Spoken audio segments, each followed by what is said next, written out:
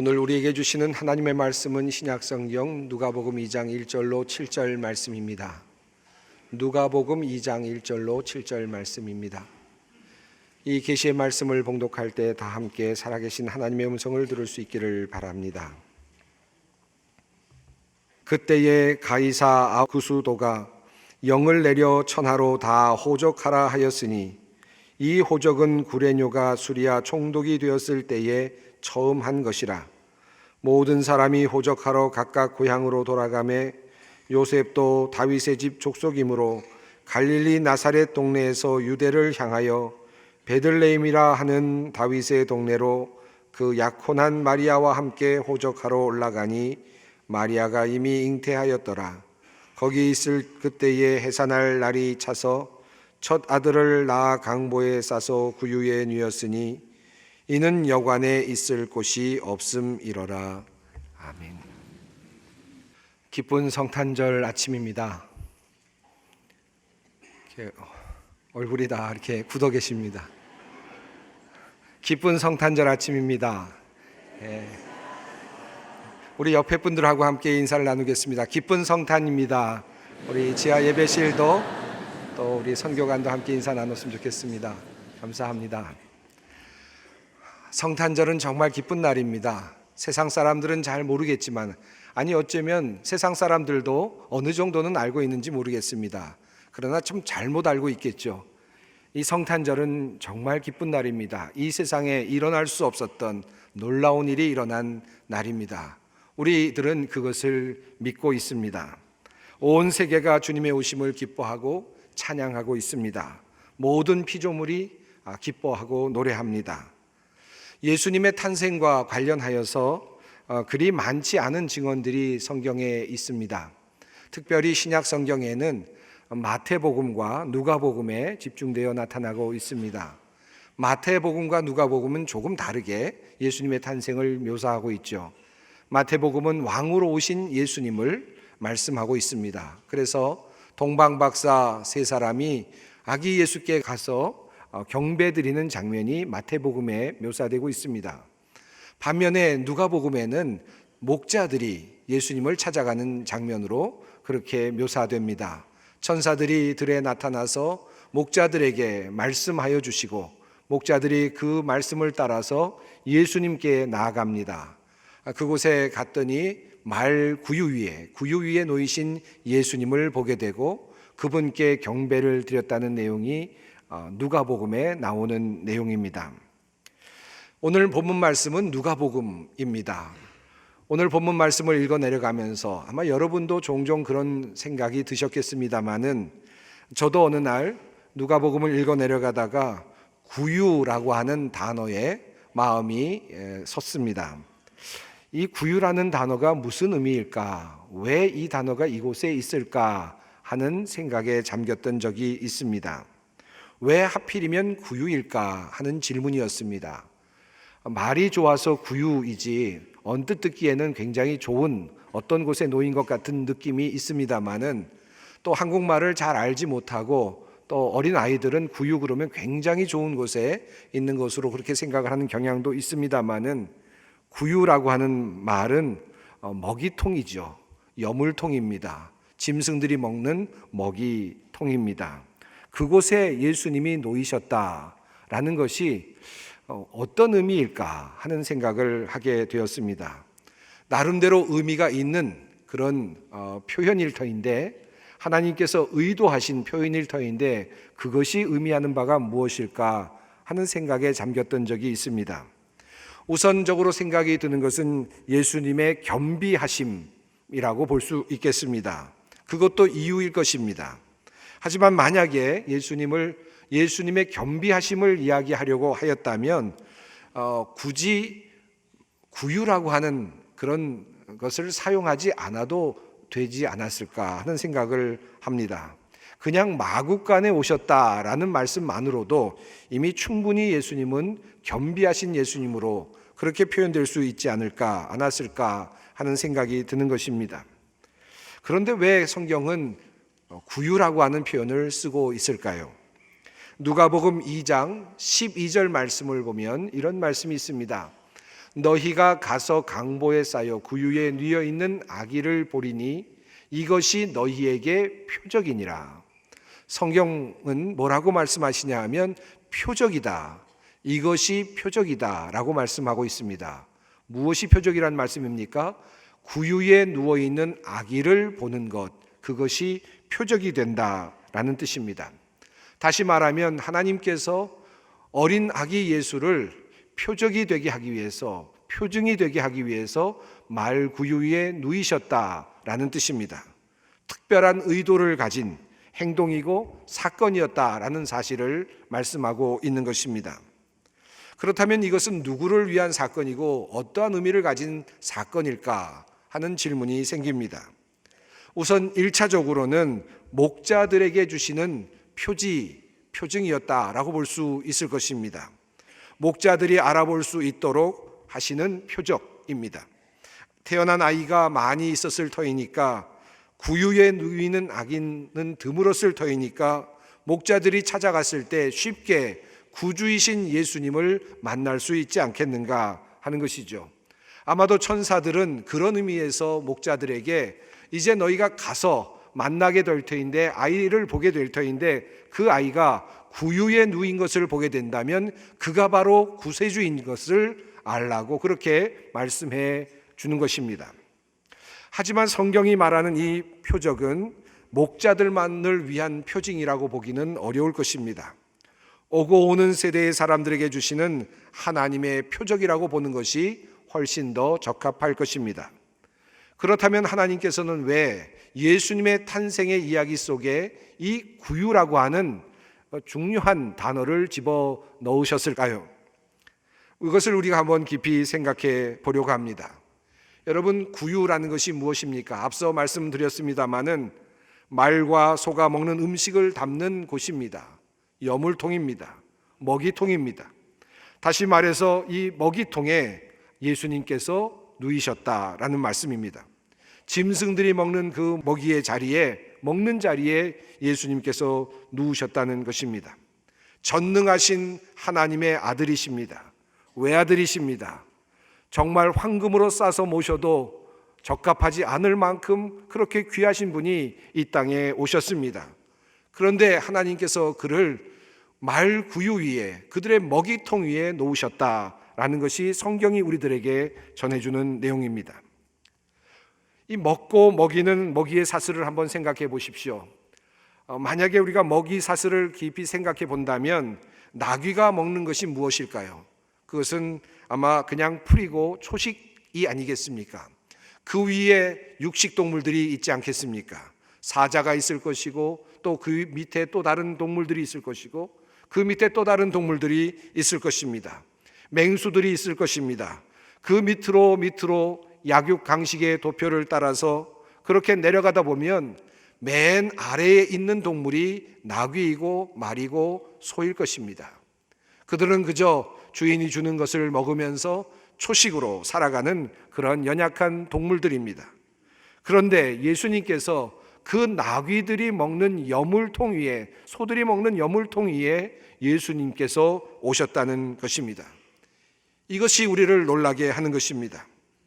예수님께서는 나귀의 먹이통에 누이심으로써 친히 자기 자신이 모든 약한 자들과 함께 하시고 연대하신다는 사실을 우리들에게 알려주고 계십니다. 그리고 심지어는 더 나아가서 그렇게 약한 자들에게까지도 예수님은 먹잇감이 되시기를 원하신다는 사실을 그 말구유에서 우리들에게 알려주시는 것입니다. 강자의 논리, 지배의 논리가 아니라 약자의 논리, 먹잇감의 논리로 자기 자신의 자리를 매김해 주신 것입니다. 우리 주님께서는 이 땅에 오셔서 구유 위에 누이심으로써 가장 연약한 자들과 함께하는 주님의 모습을 보여주십니다. 예수님은 부자들을 위해서 오신 것이 아닙니다. 부자들만을 위해서 오신 것이 아닙니다. 부자들만을 위해서 오셨다면 어쩌면 황실과 같은 곳에 나셨어도 괜찮았을 것입니다. 높은 사람들과 그들만을 위해서 오셨다면 그만한 자리에 오셨어도 좋았을 것입니다. 그러나 주님께서는 그런 모습으로 오시지 않으셨습니다. 가장 연약한 자의 모습으로, 가장 연약한 자들의 먹는 먹이통에 아래서 그들의 먹잇감으로 예수님은 자기 자리를 삼으셨습니다. 가난한 자와 가장 낮은 자, 그들과 함께 해주시는 모습을 보여주시는 것입니다. 여물통, 여러분, 저는 경험이 많진 않습니다만 그것을 경험하신 분들은 꽤 계실 것입니다. 아무리 깨끗하게 닦아도 사실은 더러울 수밖에 없는 것이 먹이통이 아니겠습니까? 남는 것들이 있었을 것이고 아마 또 나름대로 붙어있는 것들도 있었을 것입니다. 더러운 것이 그의 먹이통 아니겠습니까? 냄새는 나지 않겠습니까? 아마 이런저런 냄새로 가득 차서 아무리 빡빡 닦아도 아마 냄새가 배어있는 그와 같은 그런 먹이통일 것입니다. 예수님께서 그 자리에 자기의 자리를 잡으셨다. 이 말씀은 무슨 뜻이겠습니까? 예수님께서 말 구유 위에 누이셨다는 말씀은 어떤 뜻입니까? 예수님은 먹히러 오셨다는 말씀입니다. 자기 자신을 먹히는 존재로 오셨다라고 자기 자신을 정체성을 밝히시는 것입니다. 주로 오셨다. 기버로서 주기 위해서 오셨다. 자기 자신을 내어주시기 위해서 오셨다라는 사실을 말구유가 우리에게 증언해주고 있는 것입니다. 그것도 가장 낮고 연약한 자들에게까지 자기 자신을 주시려고 오셨다는 사실을 나귀의 먹이통 아래 자기 자신을 두심으로써 자신의 정체성을 보여주신 것입니다. 안도현 시인이 있습니다. 여러분이 잘 아시는 분이시죠. 찬밥이라고 하는 시가 있는데 그 시를 가지고 한보리라는 분이 노래를 불렀다고 하는데 어느 날 제가 차를 타고 가다가 우연히 노래를 듣게 되었습니다. 그 가사의 내용은 이렇습니다. 시의 내용은 이렇습니다. 가을이 되면 찬밥은 쓸쓸하다. 찬밥을 먹는 사람도 쓸쓸하다. 이 세상에서 나는 찬밥이었다. 사랑하는 이여, 낙엽이 지는 날 그대의 저녁 밥상 위에 나는 김나는 뜨끈한 국밥이 되고 싶다. 이 글을 통해 보아도 알 수 있고 또 우리들의 삶을 통해 보아도 알 수 있는 것은 이 세상에는 밥이 되는 사람이 있고 또 밥을 먹는 사람이 있습니다. 찬밥과 같은 신세의 삶을 살아가는 이가 있고 또 밥처럼 먹히는 존재가 있고 또 더운 밥을 먹는 존재들이 있습니다. 먹히는 사람이 있고 먹는 사람들이 있습니다. 그런데 우리 주님께서는 먹히고 먹히는 사람, 또 그 밑에 먹히는 사람, 그 밑에 있는 사람, 그 밑에 있는 존재, 그 밑에 나약한 존재, 그들의 사슬을 하나하나 그 밑으로 내려가셔서 가장 낮은 곳에 자기 자리를 잡으셨습니다. 그리고 말씀하시는 것입니다. 나는 너희의 먹잇감이 되리라. 너희는 나를 먹어라. 말구유에 오셨다는 이 말씀은 또 다른 의미를 우리들에게 전달하고 있습니다. 천사들이 예수님께서 말구유에 누이신 모습을 보면서 찬송하고 또 영광을 돌리는 장면 속에서 우리는 예수님께서 말구유에 임하신 의미를 깨달을 수 있습니다. 지극히 높은 곳에서는 하나님께 영광이요 땅에서는 하나님이 기뻐하신 사람들 중에 평화로다 하니라. 그저 예수님의 오심 그 자체를 말하는 것처럼 보이기도 합니다. 그러나 조금 더 깊이 들여다본다면 말구유에 누이신 그 예수님을 향하여 부르는 천사들의 노래입니다. 우선 여기에 하나님께 영광이라는 말씀 속에서 무엇이 과연 영광인지를 말구유는 우리들에게 분명하게 보여주고 있습니다. 여러분, 하나님의 아들이 이곳에 내려왔습니다. 전능하신 하나님의 아들이 이곳에 내려왔는데 말구유 위에 누이셨습니다. 이것이 영광입니까? 수치입니까? 여러분, 왕이 있습니다. 어떤 왕의 아들이 있습니다. 왕자가 있습니다. 왕자가 태어났는데 그 왕자가 어느 날 어떻게 하다 보니까 어느 짐승들이 먹는 먹이통 위에 놓여졌습니다. 이것이 왕에게는 수치겠습니까? 영광이겠습니까? 아마 세상 사람들은 이것을 영광이라 말하지 않을 것입니다. 절대로 영광스럽다 말하지 않을 것입니다. 그러나 천사들은 이 모습을 보면서 영광이라고 말합니다. 하나님께 영광이라고 말합니다. 어떻게 이것이 영광이 됩니까? 전능하신 하나님께서 지극히 인간을 사랑하셔서 자신의 아들을 낮고 낮은 곳에 두실 수 있는 그러한 모습, 이것이야말로 우리가 이 세상에서 볼 수 없는 일이기에, 도저히 찾을 수 없는 일이기에 이것은 하나님께만 있는 일이요, 이것은 하나님께 영광이 되는 것입니다. 대통령이 지나가다가 어린아이를 보고 아이와 함께 앉아서 이야기를 나누고 있다면 그것도 화제가 될 것입니다. 교황이 지나가다가 어떤 사람들 앞에 서서 그 앞에서 무릎을 꿇고 그의 발에 입맞춤을 한다면 토픽감이 될 것입니다. 어떻게 이런 일이 일어날 수 있겠습니까? 그것은 도리어 교황에게 도리어 영광이 되고, 그리고 대통령에게 영광이 될 수도 있습니다. 이제 우리는 그것을 알고 있습니다. 바로 이 이야기를 성경은 우리들에게 하고 있습니다. 지극히 높은 곳에서는 하나님께 영광이요, 자기의 아들을 낮고 낮은 곳에 두시는 하나님, 그분은 영광을 받으시기에 합당하신 분이십니다. 우리는 여기에서 진정한 영광이 어디에서 오는지를 배울 수 있습니다. 영광은 내 스스로 차지하는 데서 오는 것이 아닙니다. 내가 사람을 밀치고 올라가는 데서 영광이 주어지는 것이 아닙니다. 진정한 영광은 밑으로 내려갈 때 진정한 영광이 주어지는 것입니다. 하나님의 나라에서는 더욱 그러합니다. 온 세계가 기뻐하는 영광은 바로 그러한 것입니다. 천사들이 부르는 노래 속에 나타나는 영광스러움은 하나님의 겸비하심과 그리고 아들을 낮추시는 데 있었던 것을 우리는 확인하게 됩니다. 하나님이 기뻐하시는 사람들 중에 평화로다. 천사들의 노래는 또 다른 한 가지를 우리들에게 매우 중요하게 다루어 주고 있습니다. 평화입니다. 무엇이 평화입니까? 어디에서부터 평화가 오는 것입니까? 세상 사람들은 나름대로의 규칙과 사회적인 원리들을 가지고 있습니다. 대부분의 원리들은 나름의 누가 먹을 것인지, 누가 적게 먹을 것인지를 결정하는 데 있습니다. 누가 어느 정도 먹을 것인지, 어떤 사람은 조금 더 먹을 수 있는 사람이 있고, 어떤 사람은 더 크게 먹을 수 있는 사람이 있고, 어떤 사람은 조금밖에 먹을 수 없는 사람이 있습니다. 사회는 그것을 만들어가고 규정을 만들어 갑니다. 그리고 평화는 어떤 것입니까? 그렇게 결정된 사회적인 원리를 그대로 다툼 없이 지켜나가도록 만드는 힘, 그것을 세상 사람들은 때로 평화라고 부를 때가 있지 않습니까? 자기 자신이 가질 수 있는 것을 가지고 혼란스럽지 않게 만드는 것, 힘을 가지고 지배하는 것, 힘을 가지고 통제하는 것, 그것을 가지고 때로 사람들은 평화라고 말합니다. 강자의 논리로서 평화를 말할 때가 얼마나 많이 있습니까? 그런데 우리 주님은 말구유에 누이심으로써 진정한 평화가 어디에서부터 오는지를 말씀하고 있습니다.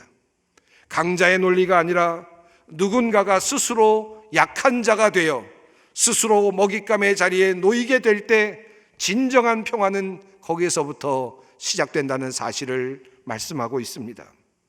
강력한 힘을 가진 사람이 그 힘을 사용하지 아니하고 자신의 것을 내어놓고 다른 사람에게 나누어 줄 수 있을 때 거기에서부터 진정한 평화는 도래한다는 사실을 성경은 우리들에게 말씀하고 있습니다.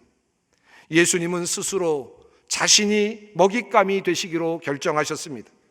약하디 약한 자로 말없이 십자가에서 희생당하셨습니다. 이것이 바로 우리 주님께서 보여주신 평화의 길이었습니다. 오늘 우리는 아기 예수께서 구유에 누이셨다는 성경의 메시지를 듣고 있습니다. 나귀의 먹이통에 누우셔서 모든 강자들의 먹잇감으로 내어주신 바 된 예수 그리스도의 모습을 우리는 확인하고 있습니다. 여기에 진정한 평화의 길이 있고 진정한 영광을 얻는 길이 여기에 있습니다.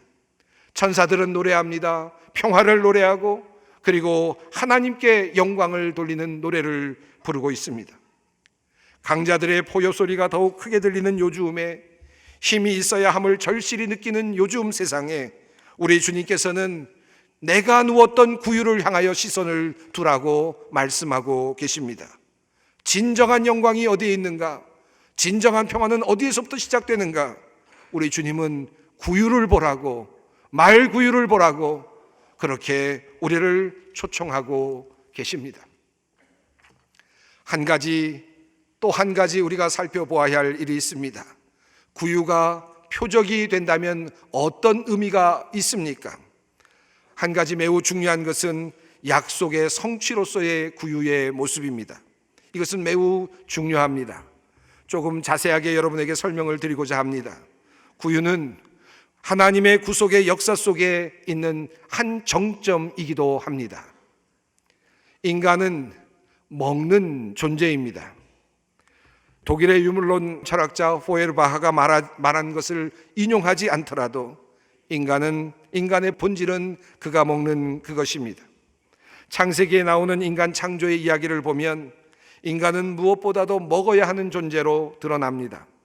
하나님께서 아담과 하와를 만드시고 그들을 처음 축복하셨을 때 생육하고 번성하라 라는 말씀과 더불어 해주신 말씀이 있습니다. 그것은 바로 먹는 축복이었습니다.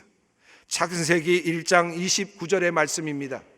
하나님이 이르시되 내가 온 지면에 씨 맺는 모든 채소와 씨 가진 열매 맺는 모든 나무를 너희에게 주노니 너희의 먹을 거리가 되리라. 알렉산더 슈메만은 이러한 인간의 현실을 이렇게 표현하고 있습니다. 인간은 살기 위해서 먹어야 하는 존재다. 즉 인간은 세상을 자신의 몸속에 받아들여 그것을 자기 자신으로 자신의 살과 피로 변모시켜야 하는 존재다.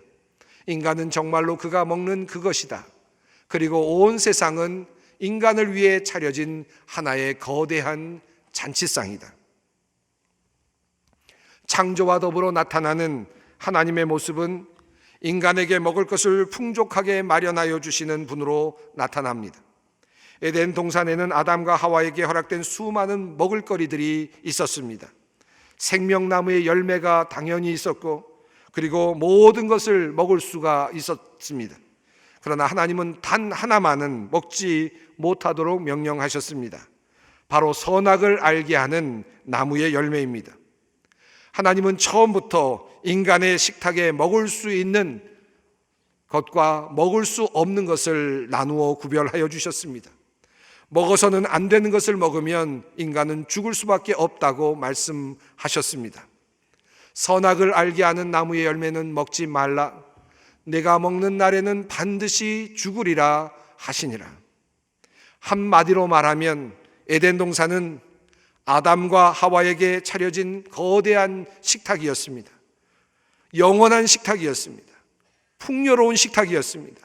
그런데 불행하게도 이 아담과 하와는 하나님께서 그렇게 풍성하게 차려놓으셨던 그 식탁에서 그만 쫓겨나는 신세가 되고 말았습니다. 바로 선악을 알게 하는 나무의 열매를 먹었기 때문이었습니다. 죄를 지었기 때문이었습니다. 마음껏 먹을 수 있고 풍성히 먹을 수 있었고 영원히 먹을 수 있었던 그 거대한 식탁에서 쫓겨난 아담과 하와는 이후로 저주받은 땅에서 땅을 파고 노동을 하여야만 먹을 수 있는 신세가 되고 말았습니다. 성경은 말합니다. 아담에게 이르시되 네가 내 아내의 말을 듣고 내가 내게 먹지 말라 한 나무의 열매를 먹었은즉 땅은 너로 말미암아 저주를 받고 너는 내 평생에 수고하여야 그 소산을 먹으리라. 하나님에 대한 아담과 하와의 불순종으로 인한 이러한 형벌은 오고 오는 모든 세대의 인간들에게 동일하게 영향을 미치게 되었습니다. 그래서 인간은 태어나면서부터 먹을 것을 걱정하고 먹을 것을 위하여 일해야 하는 존재가 되고 말았습니다. 또한 먹을 것을 통하여 영원한 생명을 얻지 못하였기 때문에 죽음을 두려워하며 살아가는 존재가 되고 말았습니다. 이후 인간의 역사는 자신의 식탁을 마련하기 위한 투쟁의 역사로 나타납니다. 자신의 식탁을 풍성하게 하기 위한 전투가 이곳저곳에서 벌어졌습니다. 영토를 넓히고 높은 자리에 오르고 그리고 힘을 가진 자가 되는 것이 자신의 식탁을 풍성하게 하는 방법이 되었습니다. 약육강식의 원리가 된 인간의 세상 속에서 피조물의 세상에서 그만 약육강식의 원리가 판을 치게 된 것입니다. 힘 있는 자가 좋은 것을 먹고 높이 있는 자가 마음껏 먹고 낮은 곳에 있는 자는 던져진 것을 먹고 약한 자는 도리어 먹히는 세상이 된 것입니다. 이것이 바로 세상의 원리요 그리고 원칙이 되고 말았습니다. 죄악된 세상의 원리입니다. 하지만 하나님께서 인간을 향하여 계획하신 것은 그러한 세상이 아니었습니다. 식탁을 앞에 두고 아비규환과 같은 투쟁이 있는 그런 모습이 아니었습니다. 그래서 하나님께서는 한 민족을 선택하십니다. 하나님을 믿는 아브라함과 후손들을 선택하셔서 그들을 돌보시며 그들을 하나님께서 마련하신 식탁을 그들에게 주실 것을 약속해 주셨습니다. 가나안 땅, 젖과 꿀이 흐르는 땅, 그것이 바로 그 식탁이었습니다. 가나안 땅, 젖과 꿀이 흐르는 땅은 하나님께서 선택된 백성들에게 주시는 풍성한 식탁의 비전이고 은유입니다. 아브라함을 비롯한 족장들을 비롯하여 모세와 여호수아 그리고 사무엘과 다니엘, 다윗과 솔로몬과 같은 많은 사람들, 그리고 이사야와 에레미야 같은 모든 선지자들, 이들은 모두 하나님께서 주실 그 풍성한 식탁이 있는 젖과 꿀이 흐르는 땅을 꿈꾸며 기다려왔습니다. 이스라엘 민족은 이 가나안 땅, 젖과 꿀이 흐르는 땅이라 불리는 이 땅을 지키면서 그곳에서 식탁을 이어갔습니다. 하지만 그들이 얻은 식탁은 그 말처럼 풍성한 식탁은 아니었습니다. 젖과 꿀이 흐르는 식탁은 아니었습니다. 그들은 언젠가 하나님께서 차려주실 그 풍성한 식탁을 믿음으로 기다리며 가나안 땅을 지키고 있었습니다. 젖과 꿀이 흐르는 땅은 도대체 어디에 있는가? 풍성한 식탁은 도대체 언제 주신다는 말씀인가? 가나안 땅이라는 이곳에서 끊임없이 살아내고 지탱하고 있었지만 그들에게 풍성한 식탁은 아직 도래하지 않았습니다. 가나안 땅, 젖과 꿀이 흐르는 땅은 이름은 그러하였으나 아직 오지 않았던 미래였습니다. 베들레헴이라는 땅도 마찬가지였습니다. 떡집, 양식이 풍부한 곳이라는 이름을 가지고 있었지만 그 역시 아직 오지 않은 미래였습니다. 그 땅은 언젠가 풍성한 식탁으로 채워질 그날을 기다리고 있었습니다. 피조물의 탄식과 더불어서 그 땅 역시 하나님의 약속을 기다리고 있었습니다. 그러던 어느 날이었습니다. 별이 빛나던 밤에, 목자들이 양을 치던 어느 날 밤에 베들레헴 동네에 이 세상이 감당할 수 없는 어마어마한 하늘의 식탁이 차려지게 됩니다. 마국간에서, 말구유 위에서 바로 그 식탁이 열렸습니다. 이 세상이 한 번도 먹어보지 못하였고 이 땅의 백성들이 고대하였지만 영원한 나라의 잔치상을 기대했지만 보지 못했던 상이었습니다. 영원한 나라의 잔치상이었습니다. 이것이 바로 말구유입니다. 이것이 바로 구유의 표적입니다. 하나님께서 이제 이 땅에 이 세상이 먹어보지 못한 생명의 양식을 이제 열어주시는 것입니다. 모든 백성들에게, 모든 믿는 자들에게 이 양식을 열어주시는 것입니다. 영원한 양식, 영원히 살 수 있는 생명의 양식을 그곳에서 펼쳐주시는 것입니다. 하늘의 식탁이 열리는 자리가 바로 말구유입니다. 먼 훗날 예수님께서 말씀하셨습니다. 예수께서 이르시되 내가 진실로 진실로 너희에게 이르노니 모세가 너희에게 하늘로부터 떡을 준 것이 아니라 내 아버지께서 너희에게 하늘로부터 참떡을 주시나니 하나님의 떡은 하늘에서 내려 세상에 생명을 주는 것이니라. 그들이 이르되 주여 이 떡을 항상 우리에게 주소서. 예수께서 이르시되 나는 생명의 떡이니 내게 오는 자는 결코 줄이지 아니할 것이요 나를 믿는 자는 영원히 목마르지 아니하리라. 이 식탁이 바로 주님의 말구유입니다. 아기 예수께서 놓이신 바로 그 자리, 먹이통의 자리, 식탁의 자리, 그 자리에서 이미 우리 아기 예수님은 영원한 자신의 생명을 모든 인류에게 나누어 주실 것을 표적으로 보여주셨습니다. 그러므로 요한복음 6장 51절은 우리에게 말합니다. 나는 하늘에서 내려온 살아있는 떡이니 사람이 이 떡을 먹으면 영생 하리라. 내가 줄 떡은 곧 세상의 생명을 위한 내 살이니라 하시니라. 사랑하는 성도 여러분, 2019년 성탄절을 보내고 있습니다. 말구유 꼭 기억하십시다. 주님께서 주신 그 귀한 말씀들을 말구유라는 이름 안에 담아두시기 바랍니다. 나를 위하여 생명의 식탁을 열어주시는 그 자리, 하늘나라의 잔치를 열어주시는 그 자리로 나아갈 수 있기를 바랍니다. 주님의 말구유 앞에서 어린 예수, 아기 예수를 우리 안에 모시며 생명을 모실 수 있는 귀한 성도 여러분들이 되시기를 바랍니다. 기도하겠습니다. 하나님, 구유에 누이신 아기 예수님을 기쁨으로 경배합니다.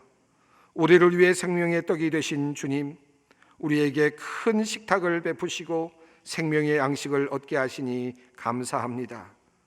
마국간의 구유를 보며 하나님의 그 크신 사랑을 깨닫습니다.